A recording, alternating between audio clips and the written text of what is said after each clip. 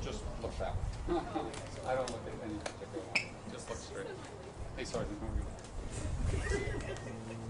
The mics are here, so that's where you'll need to be for us to hear you. Yeah, when we ask you to step up, you'll step right here. Okay?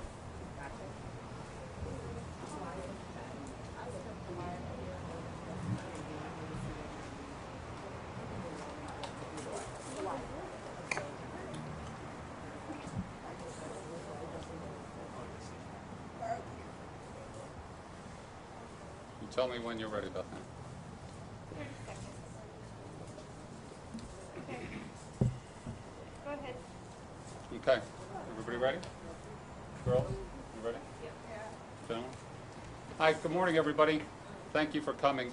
Again, my name is Kieran Ramsey. I'm the special agent in charge for the FBI here in the state of Oregon.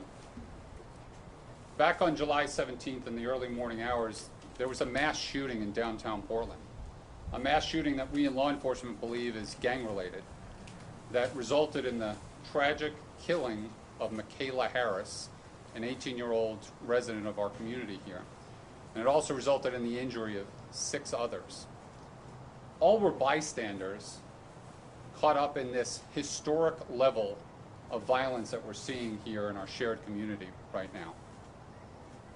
So today, I'm announcing that the FBI, in partnership with our Metro Safe Streets Task Force, is offering a reward of up to $25,000 for information leading to the arrest and conviction of those responsible for Michaela's murder.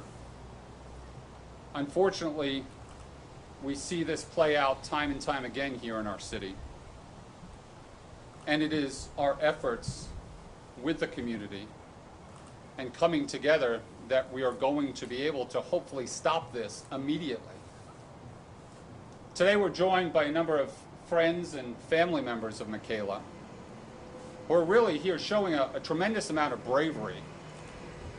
Bravery that's shining through when so many people out there that may have information on these shootings are remaining silent. And no doubt since the events of that night, they've been suffering with their own pain, their own anguish, probably their own fear, and most definitely their own anger. But we know this cycle continues right now. That unfortunately our city, our metro area, is awash with guns being illegally obtained, illegally bought, sold, traded, stolen, causing all of this killing, where we're watching disputes solved on the streets with guns without a care in the world for who else is being impacted.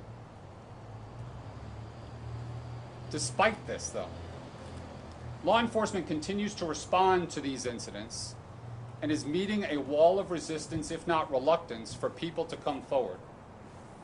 People that saw something, that witnessed something, that still have yet to find the will to come forward to law enforcement, and perhaps it is because of a distrust of law enforcement. Perhaps it is because of a fear of retaliation or some other reason. But in the end, if we don't have people come forward and find the will to provide us that information to stop this killing, we know what's going to continue. We're going to continue with press conferences like this about tragedies that are happening across our shared community. That has to stop. Law enforcement is pleading with the community. Help us find those that have information. Help them find the will to come forward to us and share that information so we can hold those accountable, because they deserve answers. Michaela deserves justice. Michaela's mom deserves justice. In that vein, I've been giving a letter from Michaela's mom, Felicia Martinez. She'd like me to share it with you all now, so I'm going to read it. Michaela Harris was senselessly taken away from me and her family on July 17, 2021. I send love and comfort to all the victims and their families who were also affected by this tragic night. Michaela was beautiful, happy, and recently graduated high school. To the community, my family and I are asking for continued privacy as we are grieving the loss of our beautiful Michaela. I am also asking anyone with information to come forward and speak with the investigators to help solve this senseless tragedy. I know someone out there knows who did this. Please do the right thing and help hold the person or persons accountable for their actions. We deserve closure, and Michaela, who had her innocent life taken, deserves justice. This is to the coward that took my baby from me. You will pay for what you did, because I will not lay down, and I will never stop fighting for my baby girl. I will not stop seeking justice for Michaela Marie Harris. Thank you. Signed, Felicia. I have another letter that I'd also like to share from one of the family members of a victim of the shooting that night. It reads as follows. July 17, 2021 has forever changed me and my life, and the lives of my daughter, her friends, and their families will never be the same. This is the day that took my daughter's innocence away. Her life was violated when she was only doing what many young people do, hang out with friends. Out of the 4 young ladies that were hanging out that night together, 3 were shot, and not one of them lost their life. However, what my daughter and her friends had to go through that day, I would never wish on my worst enemy. This was the day that her and her friends had to endure pain, that as a mother I'll never be able to take away or mend the physical wounds that they will forever have. This is the day that Michaela's life was taken. I'll never understand the intentions this individual or individuals had, or why my baby girl and her friends had to be affected by such senseless actions. But one thing I do know is that it was not fair. They did not deserve any of this, and Michaela did not deserve to lose her life like this behind some stupidness. As a mother, my heart bleeds for her family, and I don't think a day will ever go by that I don't ask why. My family is forever scared, and my daughter has to live the rest of her life with these wounds. As I try to make sense of it all, my head is at a loss and my heart is heavy. I don't think I'll ever understand. Although finding who caused all this hurt won't change the outcome, it will not bring Michaela back or remove the scars from these young ladies. Someone still needs to be held accountable. Michaela will never be seen again on this earth because her life was taken too soon, and the other young women will never be the same because of that. Everyone has a conscience, and my prayer is that someone's conscience will bring them to speak up for Michaela and the friends that she was with that night, whose lives have been forever affected by the events of this day. With that, again, you see that we're joined by some of Michaela's family and friends. I wanted to see if ladies, any of you would like to say anything?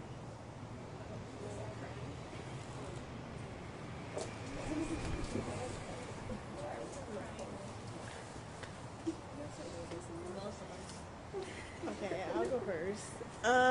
I just wanted to say I had a lot of things I wanted to say, but it's too long or too much. But I do want to say that if anybody really does know anything, just come forward, come anonymously, anything, it'll help just to get Michaela's mom and dad justice for their baby girl. That she's no longer here. And we love you, Michaela, so much. And I'm sorry that this had to happen so tragically and so soon. Love you.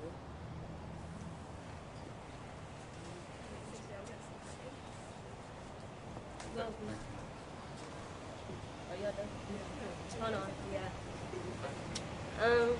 I just want to start off by saying, if you guys do know anything, just come forward. I want to thank Michaela for giving me a good friendship, and that's it.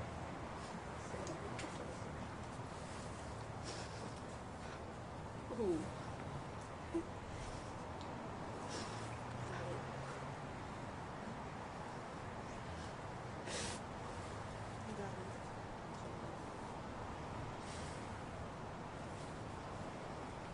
I just want to say that Michaela is an amazing person, and she did not deserve this. And to anyone that knows anything, please just come forward, give them justice, let their mind be at peace. We have laid Michaela to rest, but we also need justice. So if anybody has anything to say, please just come forward. don't know what to say. I don't like crying in front of people. But if we could just get justice for my cousin, that would be good. I cannot.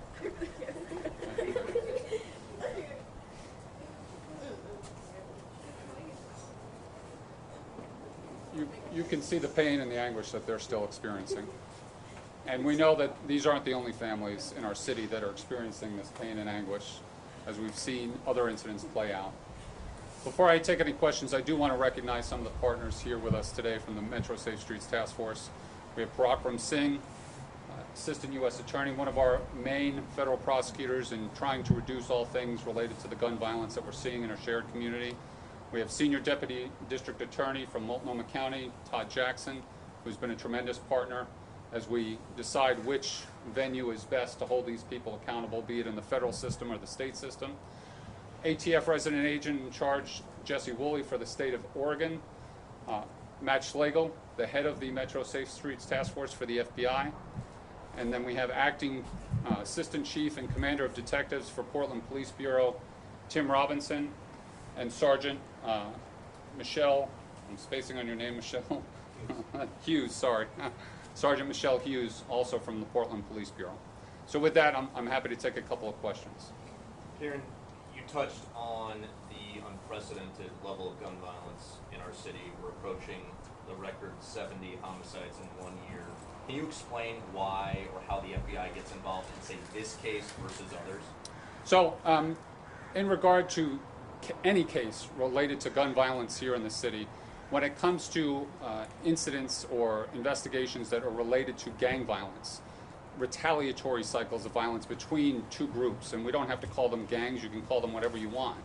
But when we see that operating under the guise of not just that criminality, but a variety of other criminalities, we have federal statute that we can leverage in partnership with our state and local partner agencies, and that's where we're trying to bring forth the Metro Safe Streets Task Force model so that we can leverage all of these resources, all of this jurisdiction, all of this expertise, and then obviously, as exemplified by this, some financial resources as well to hopefully find some closure on some of these investigations.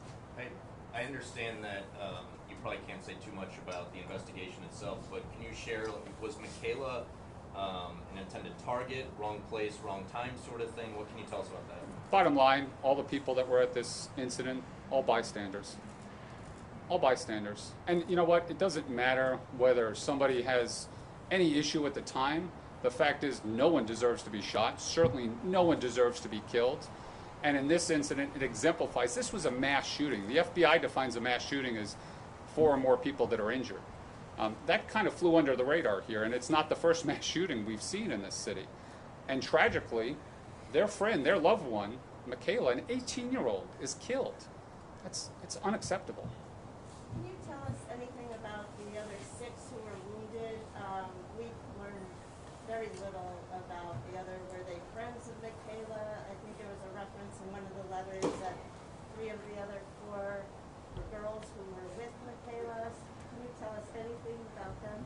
So admittedly, we have not shared any information. We're not releasing the names. At this point, that's pursuant to their requests and the investigation. But bottom line, here's the thing. They're doing as well as can be expected when you are the victim in a mass shooting. Meaning, as you saw from the one letter I read, they're suffering as well. And you know, the scary thing is, it's become almost so commonplace to see people with gunshot wounds here that it's not as impactful as it should be. That, you know, these people that were there, that were injured, they're suffering a great deal, no doubt, and they're doing as well as can be expected. Can you say whether they're male, female, or they're teens or they're 20s? I'm not going to go into who they are, their identifiers, or anything like that. We want to protect their privacy as well. They do have that right to privacy. But I know that they are coming to us as team law enforcement, expecting us to find answers and demanding justice in the same way that these ladies are. You mentioned the retaliatory nature. Do you have any reason to believe that this shooting was retribution for a prior one, or that any that have happened since are connected to this case? I'm not going to go into any details as to whether this incident is related to something else, but the fact is it was a mass shooting. 6 people injured, one person killed. That's as serious as it gets. This is one of several shootings that have happened near bars and public places this year. What do you make of that? It's horrible. I mean, that's what I make of it. It's horrible. It's frightening. And that's why, as law enforcement, be it Portland Police Bureau, Multnomah County, Gresham Police, the ATF, the FBI, we're trying to pull out all the stops here. The safety aspect, the public safety aspect here has degraded to a significant extent that people are scared, and they shouldn't be. You need more support from Portland city leaders. You're not here. Well, law enforcement's here. This is a law enforcement issue. This isn't a political issue. When we talk about people lying in the streets with gunshot wounds, that is a law enforcement issue. I'll set the politics aside and let them have their own statements. We partner with the city in a very holistic way, though. We partner with the county in a very holistic way. We meet with all sorts of agency heads that are even outside of law enforcement. But when it comes to this is a law enforcement concern. You spoke about a reluctancy or a lack of people coming forward with information. Have you been able to interview any witnesses that were there that night that maybe aren't giving information you think that they may have or are refusing to speak to you? Well, one of our problems that we're seeing at every shooting almost is all of a sudden people are fleeing the scene, obviously, rightly so if there's safety concern, but then not willing to come back and speak with law enforcement. And we're seeing this play out over and over and over again, to include people that are victims in shootings, that have that reluctance, that have that resistance. That's what we're trying to pierce here. And we're trying to pierce it in support with the community, for the community to come forward and say, look, if you know something about one of these shootings, you need to step up. Doing the right thing is hard sometimes, but they need to step up. And we're having this happen too many times, that reluctance. And as I said before, it could be for a variety of reasons. Distrust of law enforcement, we understand. We're in a very, tumultuous period with this huge societal demand for change in law enforcement. Law enforcement hears that. We're doing everything we can to respond to that. But at the same time, we need the community to step forward, and we need these victims to come forward. If you know something about this little girl's murder, you need to come forward. If you know something about any of these other shootings, where we have all these other people killed or injured, you need to come forward. Anything else? Great. Thank you, everybody, for coming today. We really appreciate it. Thank you. Thank you, ladies. Good job.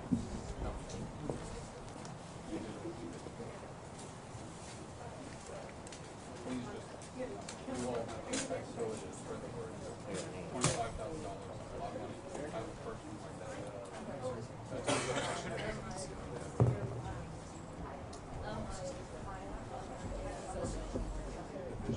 It doesn't matter.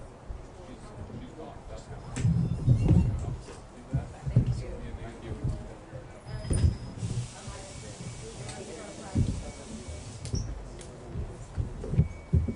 Sorry.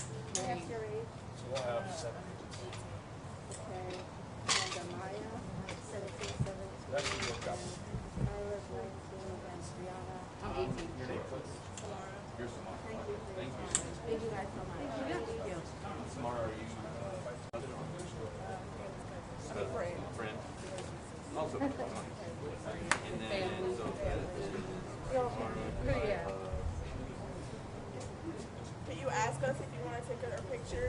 Okay. I just wanted to make sure I knew who was who. But we have you here on camera. She was just trying to get the order right. Right, So we right. don't mess up the name, so thank you. Oh, my name's Brianna. You're Brianna Yeah. with the H on stick. Yeah.